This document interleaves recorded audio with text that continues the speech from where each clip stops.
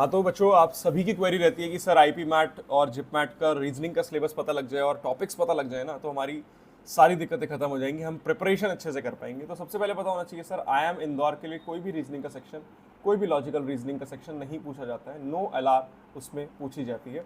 तो इसका लॉजिक बहुत हो सकते हैं, बट हम उस पर नहीं चलते हैं, हम समझेंगे किस किस में कितना पूछा जाता है। तो आईपी मैट मतलब आई एम रोहतक की बात करेंगे तो यहाँ से 40 सवाल आपको मिलने वाले हैं, 40 क्वेश्चन आपको मिलने वाले हैं किसके, एलआर सेक्शन के अंदर।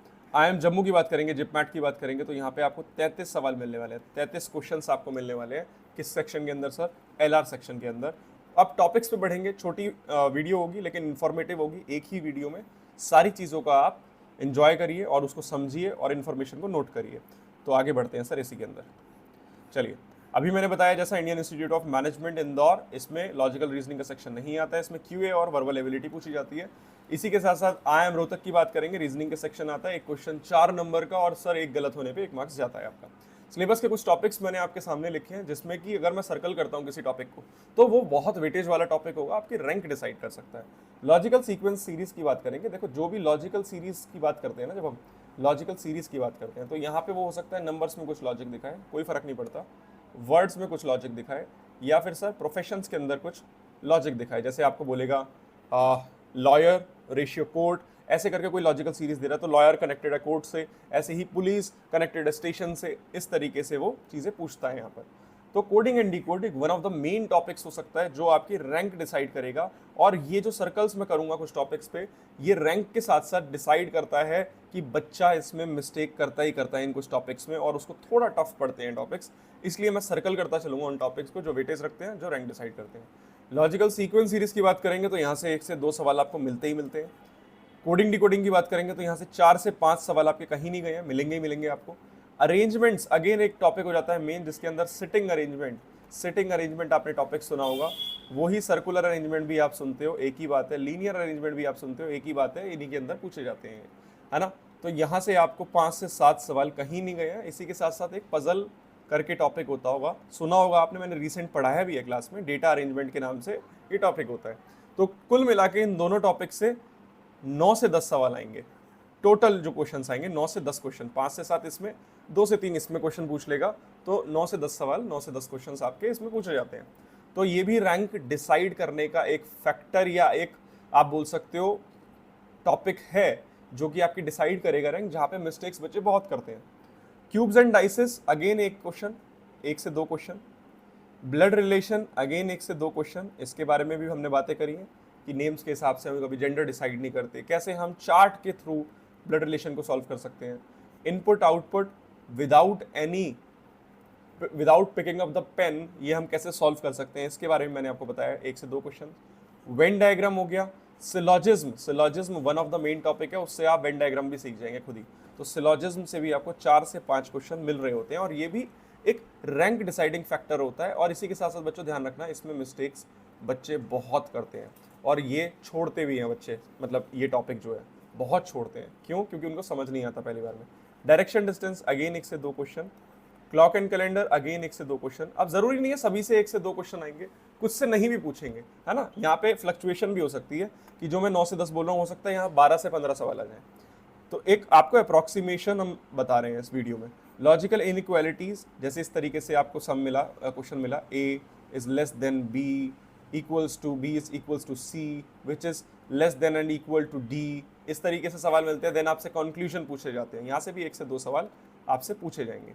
नॉन वर्बल रीजनिंग में मिरर इमेज आपका एक टॉपिक होता है, वाटर इमेज आपका एक टॉपिक होता है, एम्बेडेड इमेजेस आपका एक टॉपिक होता है, जिसमें छुपी हुई इमेजेस हमें पता लगानी होती है। अब यहाँ से भी हमें 2 से 3 या इसमें आप 4 सवाल लेके चलो, क्योंकि क्या होता है ना, मिरर इमेज ये सब फिगर बेस्ड रीजनिंग है, जिसमें आपको स्टेटमेंट्स का यूज नहीं मिलेगा, 4 सवाल वो पूछ लेता है, इसलिए इसको मैं सर्कल कर रहा हूँ, इसमें 6 से 7 टॉपिक्स आते हैं, अभी मैंने कराया भी आपको। अच्छा, डेटा सफिशिएंसी एक टॉपिक आपको दिख रहा होगा। डेटा सफिशिएंसी से आप क्या समझते हो? डेटा सफिशिएंसी टॉपिक जो है ना यार, ये होगा ही तभी जब हमारे सारे टॉपिक्स हो जाएंगे। डेटा सफिशिएंसी की रिक्वायरमेंट जो होती है ना, वो आपसे बोलता है कि whether you know that this data is sufficient to answer और नॉट, दैट्स इट। क्योंकि डेटा कैसे पता होगा आपको सफिशिएंट, जब आपको क्वेश्चंस की लैंग्वेज, उसके बारे में कंसेप्चुअल क्लैरिटी होगी, तभी पता होगा ना। तो यहाँ से आप देख सकते हो, ये हो गया हमारा एनालिटिकल रीजनिंग का पोर्शन, एनालिटिकल रीजनिंग का पोर्शन, क्लियर है। ये हमारा एनालिटिकल रीजनिंग का पोर्शन हो गया। यहाँ से हम अगर काउंट करें मोटे मोटे क्वेश्चंस कितने हो गए यहाँ से 4। अच्छा डीएस से जो डेटा सफिशिएंसी है यहाँ से भी आपको लगभग 2 से 3 सवाल आने ही आने हैं। 2 4 6 7 8 9 9 10 19 19 23 24 25 26 27 27 के बाद इसमें दोबारा 4 से 5 सवाल कोडिंग एंड डिकोडिंग के, ठीक है। 27 5 32 हम अप्रोक्सीमेशन के लिए 30 क्वेश्चन लगा लेते हैं। 30 क्वेश्चन हमारे एनालिटिकल रीजनिंग से आएंगे। अब आते हैं हम क्रिटिकल रीजनिंग के पार्ट पे, जो राइट हैंड साइड पे क्रिटिकल रीजनिंग है, और ये लास्ट में जो लिखा है रैंकिंग टेस्ट है। तो रैंकिंग टेस्ट अगेन एनालिटिकल का ही पार्ट है। यहाँ पे एक क्वेश्चन या 2 क्वेश्चन आपसे पूछ लेता है एग्जाम में। यहाँ तक क्रिटिकल रीजनिंग है, जहाँ पे मैं एक लाइन ड्रॉ कर रहा हूँ आपके सामने। तो क्रिटिकल रीजनिंग में बेसिकली आपको स्टेटमेंट, कॉन्क्लूजन, ये भी मैंने पढ़ाया हुआ है आपको। अगेन एक सवाल, 1 से 2 सवाल, ठीक है, 1 से 2 सवाल। स्टेटमेंट अजम्पशन 1 से 2 सवाल।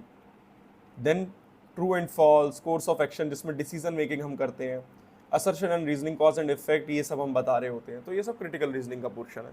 यहाँ आप अगर आइडिया लगाओगे तो 2 4 6 8 और यहाँ पे 1 से 2 सवाल अगेन अगर हम ऐड करते हैं तो 10 सवाल हमारे हो जाते हैं, जिसमें कि अगर हम जोड़ें इनको तो जोड़कर हमारा 40 क्वेश्चन का सेट बन रहा होता है। तो यहाँ से आपको एक आइडिया लग गया होगा किन किन टॉपिक्स को हमें ज़्यादा टाइम देना है, कैसे प्रैक्टिस करनी है। मैं क्लासेस में भी बताता रहता हूँ आपको, तो इन चीज़ों को नोट करना।